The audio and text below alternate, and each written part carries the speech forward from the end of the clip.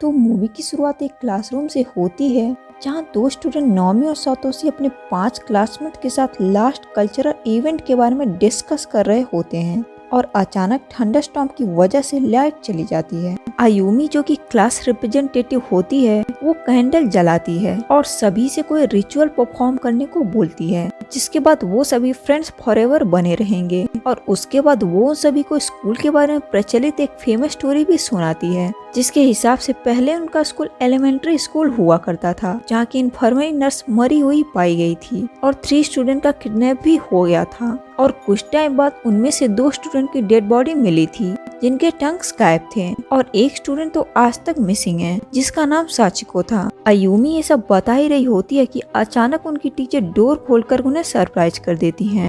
Yucca जो कि Satoshi की छोटी बहन है वो भी वहाँ सातोशी को अम्ब्रेला देने आई होती है और अब सभी लोग एक साथ मंत्रों का जाप करते हुए रिचुअल परफॉर्म करते हैं और लास्ट में ह्यूमन डॉल पेपर को फाड़ते हैं जिसे वो अपने पास उनके एटर्नल फ्रेंडशिप की निशानी समझकर रखने वाले थे। लेकिन कुछ ही देर में पूरी बिल्डिंग हिलने लगती है और जमीन फट जाती है जिससे वो सारे उसी में गिर जाते हैं और जब उन्हें होश आता है तो पता चलता है वो अपने स्कूल में ना होकर किसी और ही जगह आ गए हैं। वो डोर्स और विंडो को खोलने की कोशिश करते हैं लेकिन उसे खोल नहीं पाते हैं तो उनकी टीचर दरवाजा ही तोड़ देती हैं और वो सब लोग उस अननोन जगह को देखने लगते हैं। देखते देखते वो स्टाफ रूम में पहुंच जाते हैं और पता चलता है वो टेंजिन एलिमेंट्री स्कूल में आ गए थे, वही स्कूल जिसकी इन्फर्मरी नर्स मरी हुई पाई गई थी। वहाँ पर उन्हें एक मैन्युस्क्रिप्ट भी मिलता है जिसमें वो सारे रिचुअल्स लिखे होते हैं। तभी रूम के बाहर से कुछ लाउड नॉइस आती है, इसलिए टीचर चेक करने बाहर जाती हैं, लेकिन उन्हें वहाँ पर कोई नहीं मिलता है। लेकिन तभी अचानक एक अजीब सा दिखने वाला इंसान उनके सर पर हैमर से वार करता है जिससे वो टीचर तुरंत वहीं पर मर जाती हैं। और ये दृश्य देखकर वो सारे स्टूडेंट डर जाते हैं और इधर उधर भाग जाते हैं। सातोशी अपनी बहन यूका के साथ भागता है लेकिन तभी यूका बताती है कि उसे टॉयलेट जाना है और वो चली जाती है। लेकिन अचानक उसके चिल्लाने की आवाज़ सुनकर सातोशी भागकर टॉयलेट में चेक करने जाता है लेकिन वहाँ पर यूका होती ही नहीं है और उसकी जगह एक छोटा सा बॉय होता है जो कि कुछ टाइम बाद वो भी वहाँ से गायब हो जाता है। नोमी और साइको इन्फर्मरी में होते हैं क्योंकि भागते वक्त नोमी के पैर में चोट लग गई थी और जब नोमी सो जाती है तो साइको उसे पास से देखती है क्योंकि वो नोमी को लाइक करती है, लेकिन नोमी पहले से ही सातोशी को लाइक करती थी। और जब साइको को रियलाइज होता है कि नोमी का स्टूडेंट बुक मिसिंग है तो वो नोमी को वहाँ पर अकेला छोड़कर बुक ढूंढने चली जाती है और जब नोमी को होश आता है तो वो अपने आप को अकेला पाती है। वो उठकर चलने की कोशिश करती है लेकिन गिर जाती है जहाँ उसे फ्लोर पर गिरा हुआ एक पेंडेंट मिलता है और तभी एक अजीब सी दिखने वाली लड़की उसके सामने आ जाती है जिसे देखकर वो काफी डर जाती है और वहाँ से भाग जाती है। बाहर उसको साइको मिलती है और उसे देखकर नोमी को गुस्सा आ जाता है और वो उसको सुनाने लगती है जिससे हर्ट होकर साइको उसको अकेला वहीं पर छोड़कर चली जाती है। उसके तुरंत बाद ही नोमी को उसके कान में कुछ आवाजें सुनाई देती हैं जो कि कह रही थी कि उसे मर जाना चाहिए। ये सारी बातें सुनकर नोमी बेहोश हो जाती है और जब उसे होश आता है तो साइको की डेड बॉडी को टॉयलेट टाइल से लटकता हुआ पाती है जिसे देख वो बुरी तरह ट्रॉमेटाइज हो जाती है और एक कोने में बैठकर उस भयानक दृश्य को देखकर कुछ बोल रही होती है। तभी सातोशी की नजर नोमी पर पड़ती है और वो उसको अपने बैग पर कैरी कर वहाँ से ले जाता है। उधर आयुमी और योशिकी स्कूल रेफरेंस रूम में जाते हैं ये पता लगाने के लिए कि आखिर ये सब हो क्यों रहा है, जहाँ चेक करने पर उन्हें पता चलता है स्कूल का जेनिटर ही उन मिसिंग बच्चों का मर्डर करने में शामिल था। और जब वो उसकी फोटो देखते हैं तो पता चलता है वो इंसान तो वही है जिसने उनकी टीचर को मारा था। आयुमी को वहाँ ये भी पता चलता है कि इस जगह से निकलने के लिए एक रिवर्स रिचुअल भी है जिसे परफॉर्म करते ही वो वहाँ से निकल पाएंगे, लेकिन वो पेज मिसिंग होता है। इसलिए आयुमी और योशिकी और जानकारी हासिल करने के लिए जेनिटर के रूम में जाते हैं। रास्ते में ही आयुमी को नोमी का मिसिंग स्टूडेंट बुक मिलता है जिसे वो अपने पास ही रख लेती है और वो दोनों देखते हैं कि मायू 2 बच्चों के साथ बात कर रही होती है। योशिकी मायू को उन बच्चों से बचाने की कोशिश करता है लेकिन वो मायू को खींचकर वहाँ से दूर ले जाते हैं और दीवार पर पटक देते हैं जिसकी वजह से मायू बुरी तरह से मारी जाती है। ये दृश्य काफी डिस्टर्बिंग होता है और आयुमी और योशिकी भागकर उस जेनिटर के रूम में जाते हैं जहाँ उन्हें एक टेप मिलता है जिसमें स्कूल की पैरानॉर्मल एक्टिविटीज के बारे में जानकारी होती है। उन्हें वहाँ एक जार भी मिलता है जिसमें विक्टिम्स की कटी हुई टंग्स को रखा गया था, जो काफी भयानक होता है। वो टेप को चलाने के लिए स्टाफ रूम में जाते हैं। उधर साकुतारो अकेला घूम रहा होता है और उसे दीवार पर फैली हुई डेड बॉडी मिलती है, जिसे देखकर वो काफी एक्साइटेड हो जाता है। लेकिन जब उसे पता चलता है वो डेड बॉडी मायू की थी तो वो डर के मारे पागल सा हो जाता है। युका साकुतारो से मिलती है, लेकिन उसे इस हालत में देखकर वो भी बहुत डर जाती है और वहाँ से भागने लगती है। साकुतारो उसका पीछा करता है, लेकिन उसको जेनिटर पकड़ लेता है और वहीं पर उसको मार डालता है।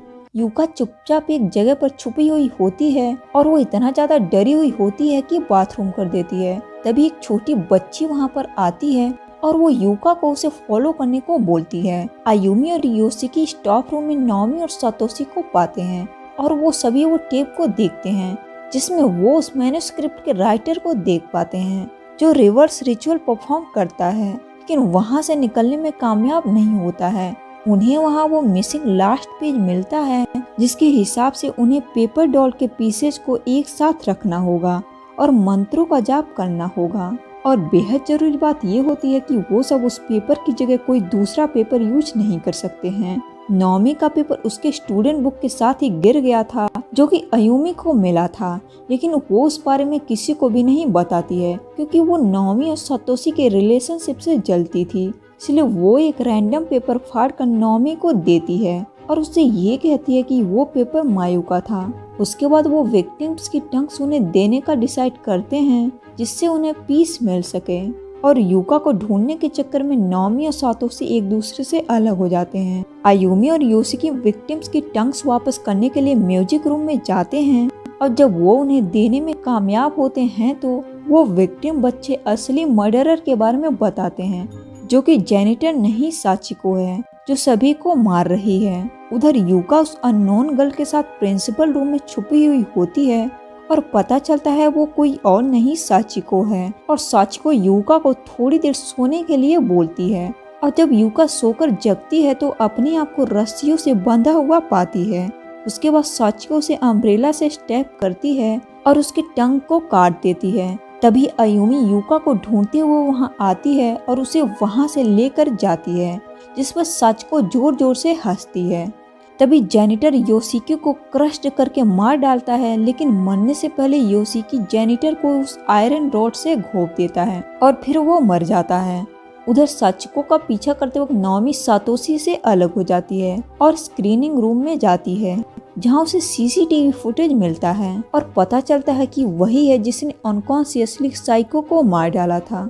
लेकिन अब नाओमी को इस बारे में कुछ भी याद नहीं होता है, लेकिन साइको की सोल उसे माफ कर देती है। तभी नाओमी सीसीटीवी में देखती है कि सातोशी को साचिको मारने की कोशिश कर रही है, इसलिए वो सातोशी की हेल्प करने वहाँ जाती है। और जब साचिको उन्हें स्टैब करने वाली होती है तो वो तुरंत गायब हो जाती है, क्योंकि जो पेंडेंट नाओमी को इन्फर्मरी से मिला था वो उन्हें प्रोटेक्ट करता है।